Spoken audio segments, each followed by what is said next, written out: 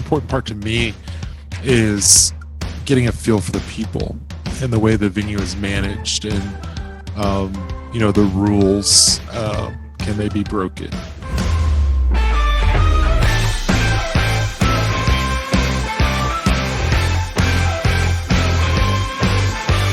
Hey everybody, I'm Joe Mathis. This is the Joe and Todd Show. Glad Hey you're everyone, here. welcome back. I'm Todd Wade. So glad you're here. This is episode 5. Big 5. We're already 5. And today we're going to talk about site visits. Basically, what do you do when you're going to a venue for the first time, or going back, trying to figure out if this is the place to have your event, what you're thinking about.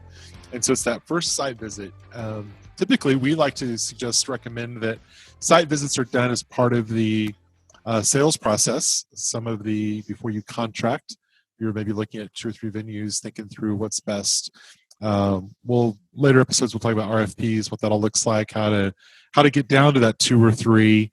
But let's just suppose you're down to your final one. If this is where we want to go, maybe you've already contracted, or you're ready to contract, and now you're pulling up out in front to take a look and say, this is how I imagine my event to be. So there's lots of things I think are really important. Todd, for you, again, I've learned a lot from you about architecture and your design background. I've really seen a different side of site visits through your eyes. Tell me what you think of when you think of site visit. When you walk up, what do you think of? Well, of course, as an architect, I always think about the more physical aspects of the venue. I think about people flow, the arrival process as people would arrive to the venue, the check-in process, and the pre-function space. Is there enough room for everybody? How does sound work in the space? How do adjacent spaces work if there's another event going on in the venue? How does that work with your pre-function time and your reception time?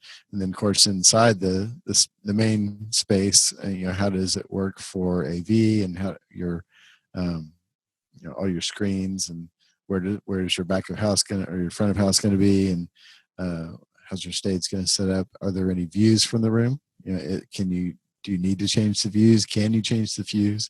Are they good views? Do you want to take advantage of them, or do you want to hide them? So all those physical things are the things I think about when I walk through a venue.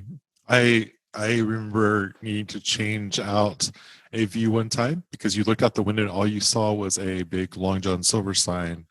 And so we made sure that wasn't the case. But yeah, I think a lot of times if we're going to have a conference or we're going to have a multi-day meeting, you got to really think through all the uses for that space and how it's going to feel and look, and different times of the day. I think it's important to visit a venue around the same time as your guests are arriving. So whether that be in the evenings or morning or whenever your guests arrive, what's the place look like? And we've been in situations where it's like, oh, we didn't realize there's a big, there's buses unloading of people because the bus stopped right in front of the building. Maybe we need to delay our registration time, or is there other challenges? Is there something where the sun's going to be so bright through the windows that time of day because it shines on the registration area? Or sun angles is another thing I'm really kind of a stickler about. Of course, being an architect again plays into that, because we always studied about sun angles in the design of a building. But we were looking at a venue for my daughter's wedding, which is coming up in a year. Wow. Crazy. And we're thinking about the chapel and how the sun was going to be coming in to that space, so that would help us decide what time of day even that we wanted to have the wedding, or if we wanted to have it at a certain time, if that venue was going to work for us. So it's something to think about. Yeah, absolutely. And I think the probably the important part to me is getting a feel for the people and the way the venue is managed, and the rules, can they be broken? Where's the flexibility? I'm known to break rules sometimes, but you're all about the relationships and the people, and how easy are they to work with. And I think that's a whole other side of touring a venue, is seeing how well those people are how easy they are to work with. I think that's a huge factor. We I really believe too in planning out your venue visit. If you're going to another city or another country, making sure your itinerary allows for multiple conversations. To me, it's a nonstop process when you arrive. I think of, you're arriving into Cabo, for example, Cabo, Mexico, San Lucas, Mexico, and uh, you're arriving. I want to have dinner with maybe a general manager or a salesperson, or maybe the rental company or the AV company. Going into the next morning, I want to start meetings early.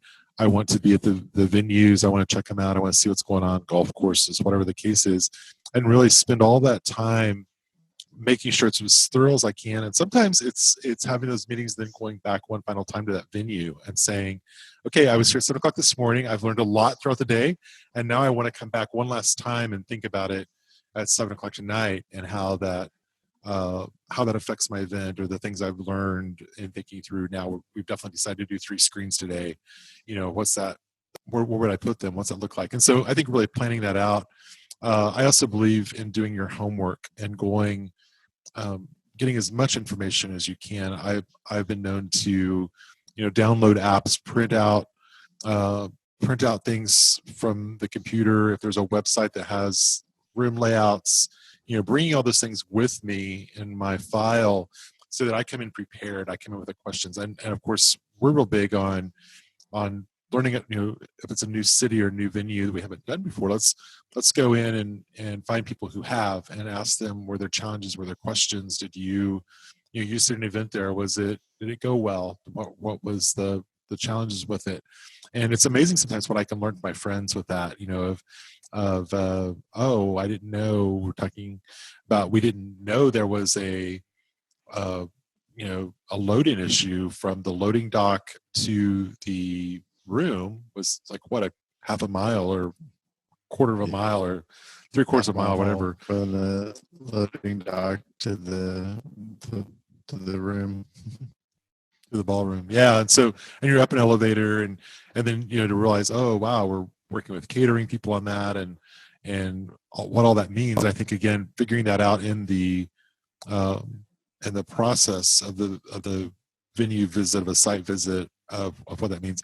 Back to the people, though, I think, I like to take notes of who I'm talking to. You can a lot of times tell their knowledge of the venue, and a lot of times you can tell if they have a decision-making ability. I also tend to like to make friends with the housekeepers, the maintenance guys, learn their names, call them by name, thank them for things. It seems like they're a lot of times the people who really make things happen. When I need an extra table at the last minute. That's one of the things I like about you, is you're always talking to the help and the service people, because they're the ones learning their names, because they're the ones that are going to make or break your event. And that when it's crunch time, if you need a couple of extra chairs, they're going to be the ones that are going to be running to get those chairs for you and help you out.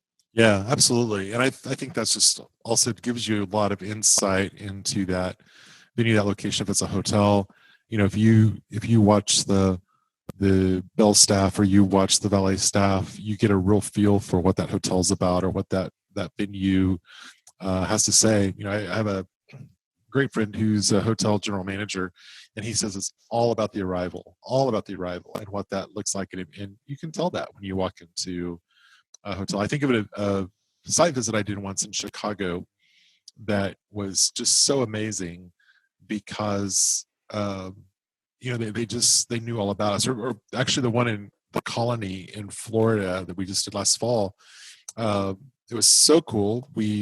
I was kind of a little bit of a last minute site visit. We had told our salesperson that we were going to be there, and she insisted we spend the night, come down and visit, and we drove up, and they knew our name in the valet line. The valet driver knew our name, and yeah. I learned later that that's something they do with every guest. They know who's expected to arrive and when they're arriving, and we learned a lot about that venue just by talking with the people. Colony Hotel, it's amazing, incredible hotel.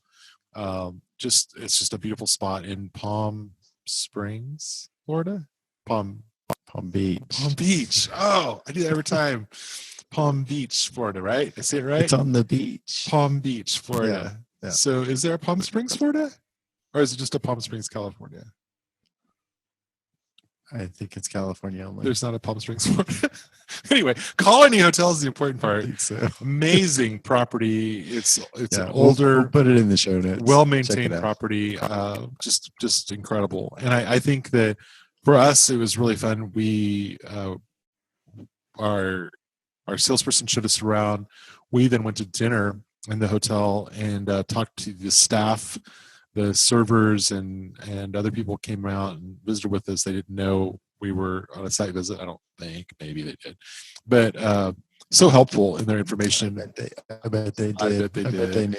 Yeah, you can I think everybody knew. smell an event planner. But I think the cool thing was I asked the front desk questions. I wanted to send flowers to our salesperson, and so I asked about local florists, and they had great input. And again, it was just it really gave me a lot of great insight into the property just because of the way the staff interacted with us and the questions they answered, what they knew about what was going on. So yeah, and that's another thing you want to be sure and do when you are doing a site visit is talk to your salesperson or the people that are working in the venue that have done events at that venue multiple times, who their favorite vendors are, who they've used, or who their not favorite vendors are, or who they've had trouble with, because they know they've had local people in that venue before, and they know how they perform and how respectful they are to the property and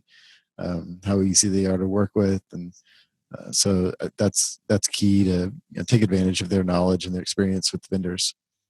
I think I also like to ask, like, what's your most fun event you've had here, or what's something crazy that's happened? Everyone has a crazy hotel story or something. I remember being at a hotel in Omaha, and I asked them about pyro, which is one of my favorite subjects, and so I just said something about has that ever been done here? They started telling me this story, and it was really cool because through that story, I definitely understood their limits, what they think. Pyro meaning pyrotechnics like fireworks and things. Yes, and so it was really interesting because I think you can tell a lot about a venue's boundaries and limits and what they think by the way they refer to their favorite event or their least favorite event is the other question I ask a lot. And so I always tend to tease of like, I hope I'm not the most demanding client you've ever had, and or something like that, and just see kind of how they respond, and or if they can tell me about their most demanding client, and then just hear the funny stories. And if it's something that I think is pretty reasonable, that probably tells me a lot about that venue and that site. So anyway, site visits are extremely important. I think probably the most crucial part in some ways of of the event planning process is really understanding your venue before you really get started with much. We have a thing we wanted to talk about too is going to these smart meetings events where it's like doing a site visit, 30 site visits in one weekend. You get to spend 5 or 10 minutes with each venue and talk to them about their venue and their location. And we love doing those things that they have regional gatherings, but then they also have nationwide gatherings of all sorts of venues, and that's a great way to quickly get to know a lot of different venues, and even just not just to learn about those venues, but also to learn about different types of venues, because you can learn about mega resorts, or you can learn about boutique hotels and how they are different in their management and their sales styles and what kind of events they specialize in, what events they can hold, and that kind of thing. Yeah, we love Smart Meetings a lot. Marin Bright is the CEO of Smart Meetings, and just an incredible organization. I love her. Put them in the show notes. She's so much fun, and definitely you subscribe to Smart Meetings magazine. They're doing a lot of virtual stuff online.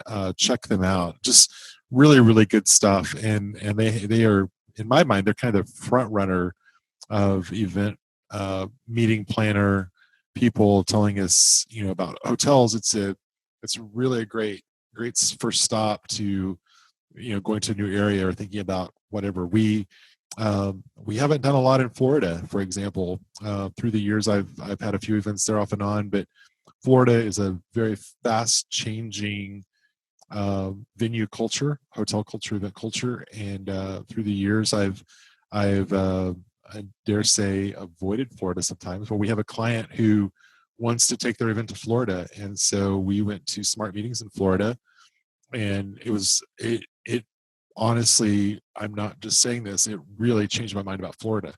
uh, just seeing the venues there, seeing the people, meeting the people, hearing the stories, and I could really see our client having an event there. And in our conversation just right before that, I had kind of discouraged them from going to Florida. And then when we went to Smart Meetings, it's like, yeah, this is great, and they're very potential and lots of options, and really we're able to get a lot of salespeople, venue people, hotels, country clubs, resorts, everybody, really better understand them. So if you are planning an event in an area you don't normally go, first of all, we would love to go with you and talk about that. That's a whole other subject.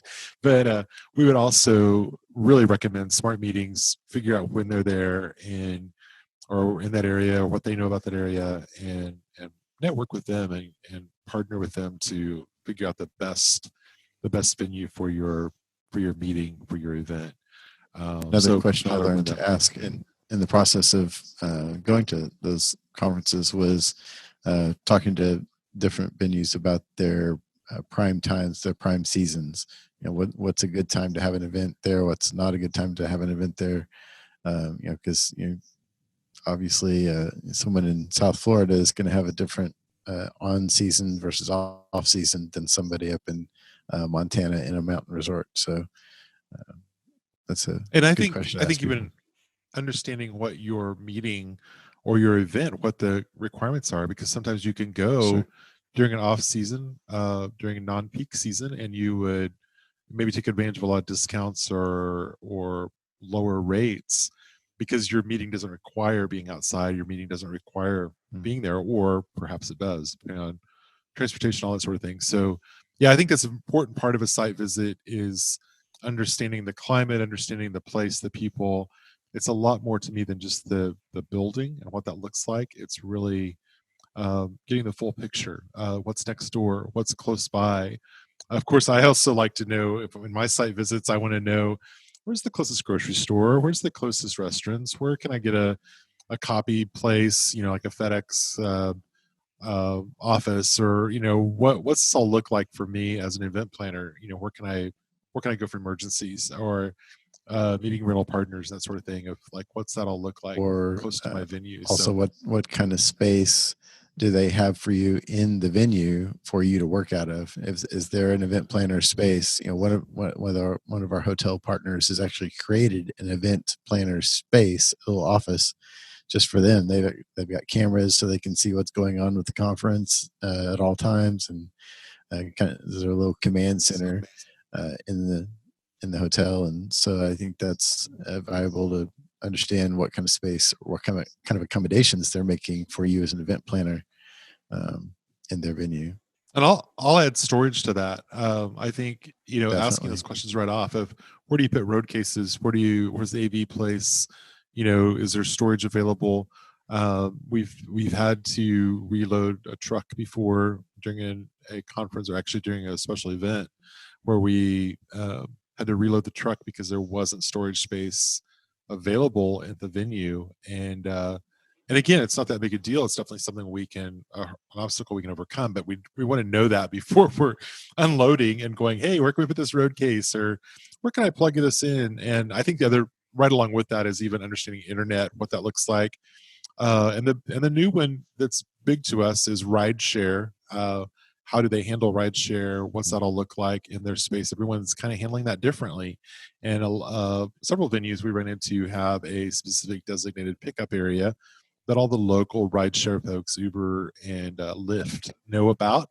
And so again, knowing that ahead of time to communicate that in your program book, your your invitation with your guests, whatever that needs to be. Just making sure everyone kind of gets it. So, hey, it looks to me like we're getting really close on time. We've really enjoyed this. This is a great subject, and we could dig deeper. We could do a lot of episodes on just venue and venue selection, working with the venue, what that looks like. We hope it's been helpful to you. We would love it if you would like us, share us, tell other people about us, subscribe to us, review us, all those good words. It really means a lot to us when we see you like our page on Facebook or Instagram, either Rumble Drum or the Joe and Todd Show, either one, and or both, and just get acquainted with us. Email us. We are available on Apple, iTunes, all the places you listen to podcasts, wherever that is. We should be there. If we're not, we want to hear about it. Actually, make sure we know. And you can always find us on YouTube. Again, we love to see those views click, and it validates that we have something worthwhile and want to say. So thank you for doing that. And also, we would love to hear from you. Email us at joe@rumbledrum.com or todd@rumbledrum.com. Check out our website. If all else fails, you can't find us on any of the podcasts or YouTube, it gets confusing, you can always go to our website, rumbledrum.com, and over at the side or top or somewhere is a link that says podcasts, and also with that link is some show notes. And we would love to love for you to go there and just kind of see, oh, this is what they're talking about, helpful, that sort of thing. And again, give us feedback on all that, review us, whatever that looks like. So, again, we're here to help you guys. So any questions you've got, give us a holler, and I would love to help you out. Absolutely. We'll look forward to seeing you next week. And what are we talking about next week? I don't remember. I'll have to look at our list. Tune in and see. And I think at some point you can see upcoming episodes on our website. We'll put it in the show notes. So, there you go. That works. So anyway, it's been great. Looking forward to next week. Have a good week, and enjoy putting the fun into. See you guys next time. Bye.